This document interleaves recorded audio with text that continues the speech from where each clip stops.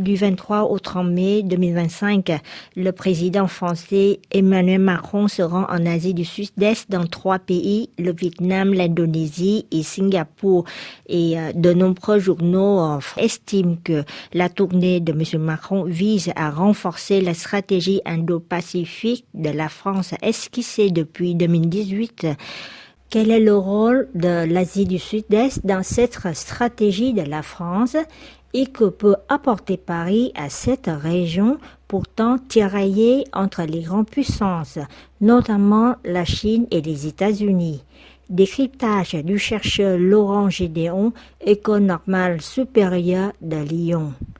Bonjour monsieur, je vous remercie de nous avoir accordé cet entretien. Pour la première question, pourriez-vous nous expliquer pourquoi avoir choisi précisément ces 3 pays-là?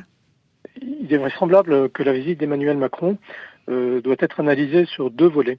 Alors, d'une part, il y a les relations qui unissent la France avec chacun de ces 3 pays et qui présentent chacun des spécificités. Et d'autre part, la manière dont ces 3 pays s'intègrent dans la vision française globale de l'Indo-Pacifique.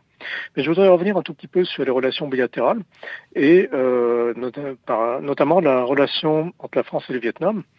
Et on note en fait que la visite d'Emmanuel Macron est la 5e d'un président français au Vietnam depuis 1993 et témoigne, si ce n'est de la proximité, en tout cas de la familiarité entre les 2 pays. Et la France, en plus, a signé un partenariat stratégique avec le Vietnam en 2013 qui est devenu un partenariat stratégique global en 2024 et qui témoigne de cette convergence. Alors c'est un contexte positif et il est vraisemblable qu'Emmanuel Macron va essayer de consolider cette relation bilatérale. Alors on pense au domaine spatial, de la coopération énergétique, du ferroviaire et aussi de la coopération en matière de défense et de sécurité qui sera certainement évoquée et qui repose, je le rappelle, actuellement sur 2 volets. Un volet militaire qui est marqué par des activités de formation, notamment en médecine militaire, et des visites régulières de hauts responsables de la défense français et vietnamiens, et un volet stratégique qui, lui, se caractérise par un dialogue stratégique bilatéral et qui porte sur les questions de sécurité régionale, notamment en mer de Chine méridionale, où la France soutient la navigation libre et le droit international. Alors, pour la France et Singapour, les relations se sont renforcées depuis quelques années et elles sont marquées par des échanges de haut niveau, et notamment la visite du Premier ministre singapourien en France en 2024. Et là aussi, sur le plan militaire, la France est présente puisqu'elle est le 2e fournisseur d'armes de Singapour et les 2 pays collaborent dans les domaines de la technologie de la défense. Et de manière générale, incontestablement, Singapour, comme centre financier et technologie majeur en Asie, représente un partenaire stratégique pour la France.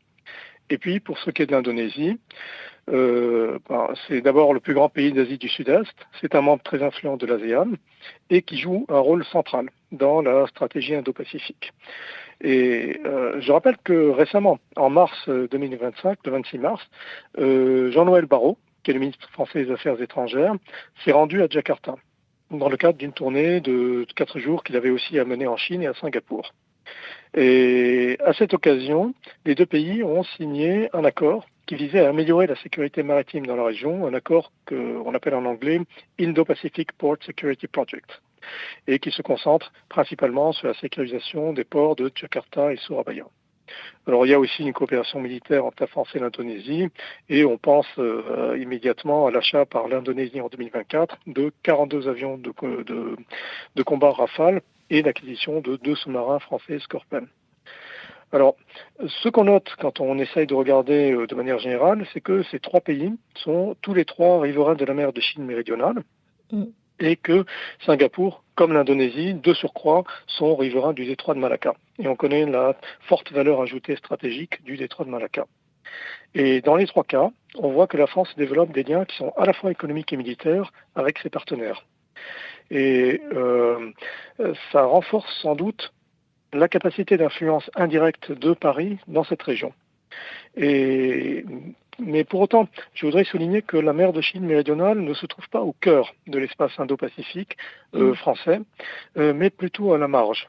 à la marge de ce qu'on pourrait appeler l'horizon géostratégique français, parce que les intérêts français vitaux se concentrent plus au sud-ouest, autour des territoires qui relèvent de la métropole, Nouvelle-Calédonie, Polynésie française, Réunion.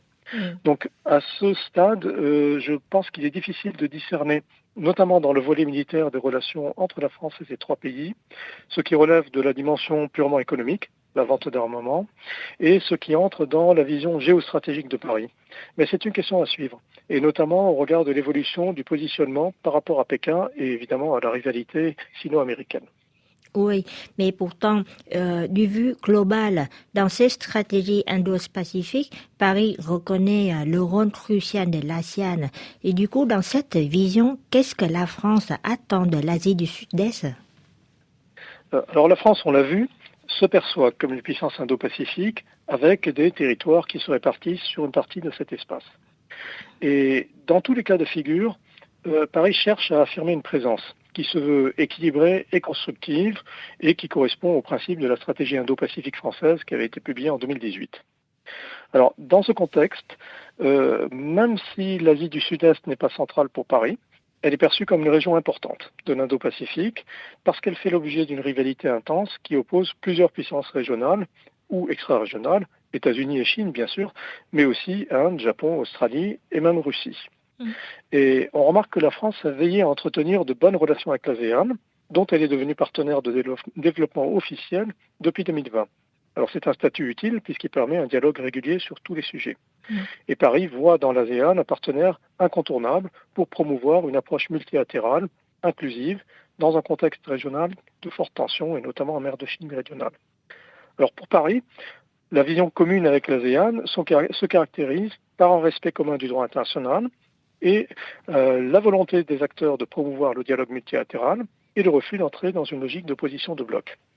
C'est une convergence de vues qui favorise évidemment la coopération entre les deux acteurs et offre à la France l'opportunité de développer son influence dans la région de manière discrète, en lui évitant d'adopter un positionnement qui pourrait être perçu comme trop abrupt dans la rivalité. Et c'est dans cette logique que Paris promeut la liberté de navigation et apporte son soutien au rôle de médiation de l'ASEAN dans le conflit en mer de Chine méridionale. Et outre cette dimension sécuritaire et géostratégique, il faut garder à l'esprit que l'ASEAN, c'est aussi un très important marché. Et ce marché est intéressant pour Paris en raison du dynamisme économique de la région et du PIB global de l'ASEAN qui dépasse les 3 500 milliards de dollars. Donc, pour développer ces liens économiques, la France peut aussi s'appuyer sur l'accord de libre-échange qui a été signé entre l'Union européenne et certains pays de la région, comme par exemple le Vietnam en 2020. Oui, et comme vous avez évoqué que cette région Asie du Sud-Est, tiraillée entre les deux grandes puissances Chine et les États-Unis, comment une puissance moyenne comme la France se positionne-t-elle et que peut apporter la France à l'Asie du Sud-Est dans ce contexte de tensions sino-américaines? De mon point de vue, la France dispose de plusieurs points forts qui peuvent renforcer sa crédibilité et son influence dans la région. Alors, sur le plan diplomatique, tout d'abord, elle apparaît comme une puissance indépendante, tant par rapport à la Chine que par rapport aux États-Unis, même si la convergence géopolitique est réelle entre Paris et Washington. Mais c'est aussi une puissance qui favorise le dialogue et l'équilibre et qui veut apparaître comme non dominatrice et très pragmatique. Et le refus de la logique des blocs de Paris le pousse à promouvoir un ordre international multilatéral qui est fondé, on l'avait dit, sur le respect des règles du droit international et à l'inverse d'un ordre qui, lui, serait basé sur le rapport de force. Alors, sur le plan sécuritaire, ensuite, la France veut apparaître comme une puissance crédible sur laquelle peuvent s'appuyer les acteurs régionaux pour renforcer leur souveraineté sans crainte de se voir instrumentalisés dans un sens ou dans l'autre. Et pour ça, Paris développe une coopération militaire dont on a parlé avec les pays de l'ASEAN, exercices conjoints, lutte contre le terrorisme et la piraterie, cybersécurité, etc. Et la France insiste régulièrement sur la primauté du droit international, notamment dans son volet maritime qui est défini par la Convention des Nations Unies pour le droit de la mer. Alors, dans ce contexte, l'ASEAN est évidemment un acteur central pour Paris qui met en avant l'importance de l'organisation dans l'architecture régionale. Et de manière logique, la France soutient tous les mécanismes régionaux qui ont été organisés par l'organisation, comme par exemple l'ASEAN Regional Forum, l'ARF, ou l'East Asia Summit, l'EAS. Donc la position française apparaît importante pour l'Asie du Sud-Est parce qu'elle contribue à renforcer la position de l'ASEAN comme un acteur diplomatique régional crédible et incontournable face aux ambitions des grandes puissances. Mais il y a quand même une remarque qu'on peut exprimer, c'est que la position de Paris, qui s'est résolument calquée sur celle des États-Unis dès le début du conflit ukrainien, dans un contexte où coexistaient encore plusieurs fenêtres d'opportunités diplomatiques et géopolitiques. Donc cette position a pu susciter des interrogations en Asie du Sud-Est et pourrait limiter les efforts de la France pour apparaître comme une puissance d'équilibre dans la région. Et ce risque apparaîtrait notamment dans le cas d'une aggravation de la rivalité sino-américaine où, en tout cas pour certains acteurs, Paris pencherait de toute façon à la fin pour les États-Unis. Donc là aussi, c'est un point qui est à suivre. Oui, et pourtant on a observé que malgré les efforts diplomatiques déployés, les échanges entre la France et les pays de l'Asie du Sud-Est semblent rester plutôt modestes. On a cité de nombreuses causes comme l'absence ou le peu de moyens de la France pour aider à financer des infrastructures à grande échelle ou des équipements militaires. Partagez-vous ce constat? Est-ce que le voyage de M. Macron peut rattraper ce retard malgré les difficultés économiques et politiques internes à la France? Oui, je pense qu'il faut probablement rechercher les causes de la modestie qui est réelle, même si elle est un peu relative, de la présence française dans la région, dans l'absence d'une volonté politique forte et claire, et de manière corrélative, l'absence d'une vision globale et d'une stratégie de long terme de Paris en Asie du Sud-Est. Alors, c'est une constatation qu'on peut nuancer, évidemment, puisque la présence et l'influence française varient selon les pays et les secteurs, mais l'impression générale est que la France n'a pas de vision géostratégique qui porte sur l'Asie du Sud-Est et qui pourrait s'intégrer dans une vision plus globale.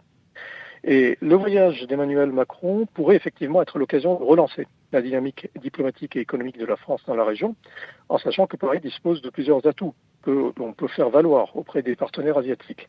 Pour donner un exemple, les entreprises françaises, il y a des entreprises françaises qui sont spécialisées dans les infrastructures. Il y a celles qui travaillent dans le domaine spatial, dans les transports, dans l'agriculture durable, dans l'environnement, dans le domaine médical et sanitaire, dans le secteur de la transition énergétique. Donc de manière générale, le président français peut faire valoir toutes les entreprises et tous les acteurs économiques français qui sont concernés par la haute technologie et l'innovation et qui ont aujourd'hui de réelles fenêtres d'opportunité. Et Emmanuel Macron peut essayer de les faire valoir pour mettre en avant l'intérêt d'une coopération bilatérale sur le long terme, dans une logique qui serait une logique gagnant-gagnant et qui apparaîtrait dénuée de toute visée purement extractiviste. Et je pense qu'il faut aussi mentionner un domaine dans lequel la France est forte, c'est le domaine de l'éducation, où la France a un véritable savoir-faire et elle possède des atouts qui sont non négligeables à travers d'abord la diffusion de la culture française avec la francophonie, mais aussi l'accueil des étudiants originaires d'Asie du Sud-Est ou encore la coopération dans le domaine de la recherche scientifique. Oui, et en matière de défense, la France cherche depuis de nombreuses années à se rapprocher des structures militaires de l'ASEAN, notamment l'ADMM+12. Elle y participe actuellement en tant qu'observateur. Quel est l'intérêt de la France à participer à ce mécanisme militaire et qu'est-ce qui empêche encore Paris de devenir membre officiel de l'ADMM+12?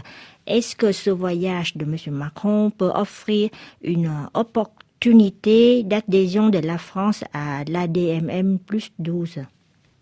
Oui, c'est vrai que la France cherche à approfondir sa participation au Forum de sécurité régionaux en Asie et qu'elle n'est pas encore membre de l'ADMM+. Alors je rappelle que l'acronyme c'est Asian Defense Ministers Meeting Plus.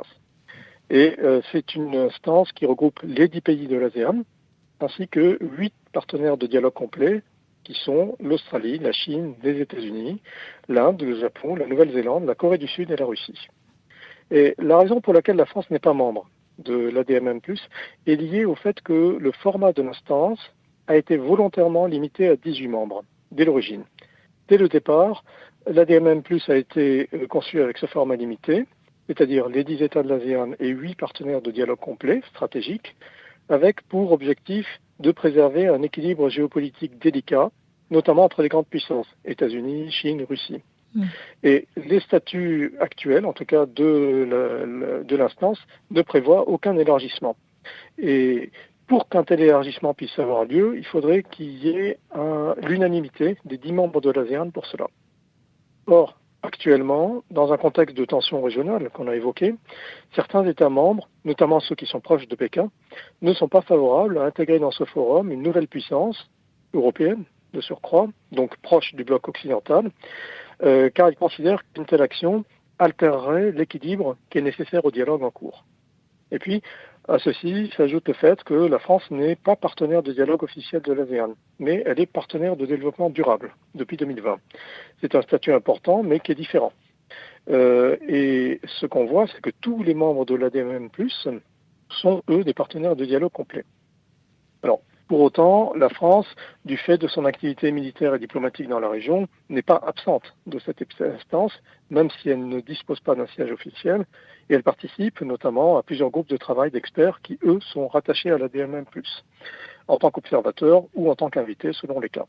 Et puis, je rappelle qu'elle mène aussi des exercices militaires conjoints avec des membres de l'ASEAN et qu'elle a développé des accords bilatéraux de défense avec plusieurs pays, comme par exemple l'Indonésie, Singapour ou le Vietnam. Donc, pour aller plus loin, il faudrait, et sans doute c'est ce que Emmanuel Macron pourrait faire, et il faudrait que Paris renforce et multiplie ses coopérations militaires avec les États membres de l'ASEAN, de façon à créer un effet d'entraînement, tout en insistant sur la position coopérative et non intrusive de Paris. C'est une stratégie qui pourrait amener à terme, en tout cas, les pays de l'ASEAN à reconsidérer leur position actuelle et à accorder à la France le statut de partenaire du dialogue complet de l'ASEAN, ce qui lui permettrait alors de candidater à l'ADMM+. Oui. Pour ma dernière question, Singapour sera sans doute le point d'orgue du voyage de M. Macron en Asie du Sud-Est. Et il y est invité pour faire le discours d'ouverture au forum Shangri-La. Selon vous, quel message que M. Macron pourrait-il adresser aux pays de l'Asie du Sud-Est? Je pense qu'Emmanuel Macron pourrait insister sur plusieurs points dans le cadre de ce discours. Il pourrait, par exemple, présenter la position de la France sur les conflits mondiaux et souligner l'engagement du pays en faveur de la coopération internationale et d'un commerce international qui soit fondé sur des règles et non sur le rapport de force.